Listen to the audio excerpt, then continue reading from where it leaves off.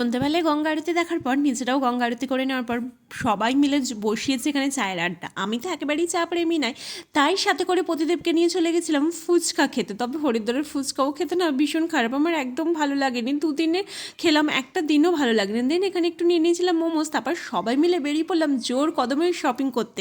মেয়েরা যেখানেই যাবো শপিং না করে বাড়ি আসতে পারি, তার মধ্যে চোখের সামনে এত সুন্দর সুন্দর জিনিস। প্রথমে একটু চীনামাটির দোকান থেকে বেশ কিছু জিনিস কিনে নিয়ে চলে গেছিলাম আমাদের বাড়ির গোপু সোনাগুলোর জন্য সোয়েটার কিনতে। দেন এখানে আচার দেখতে পেয়েছি, আচার না দেখে নেওয়া যায়? আমাদের ফ্যামিলির বড় মেম্বারের আবদার ছিল একটা ডক্টর সেট আনতে হবে, তাই তার জন্য নিয়েছিলাম একটা ডক্টর সেট। আর এই বড় হনুমান দুটো কি করছে দেখুন, ওরা এতটাই বোর হয়ে যাচ্ছিল আমাদের সাথে শপিং করতে করতে, তাই নিজেরাই কি করবে খুঁজে পাচ্ছিল না, এরকম করে মজা করে যাচ্ছিলো। দিন আবার এখানে খাওয়া দাওয়া করে নিয়ে আবার চলে গেছিলাম সোয়েটারের দোকানে।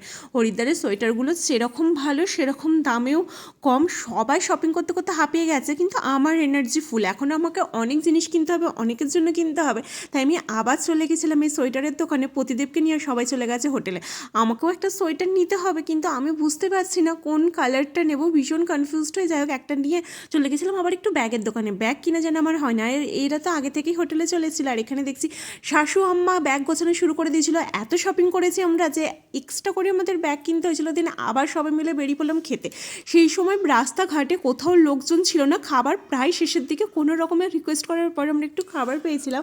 আর হরিদ্বারে এলে সবাই মিলে যেটা ট্রাই করবো হচ্ছে দুধের বানানো বিভিন্ন ধরনের যে জিনিসগুলো পাওয়া যায়, এত ভালো খেতে ছিল কি বলবো। মানে লস্যিটা তো আমার ভীষণ ভালো লেগেছে। চলো আজ তবে আসি, দেখা হচ্ছে নতুন কোনো ভিডিওতে। ভালো লাগলে লাইক আর সাবস্ক্রাইব করে দিও। দুগ্গা দুগ্গা।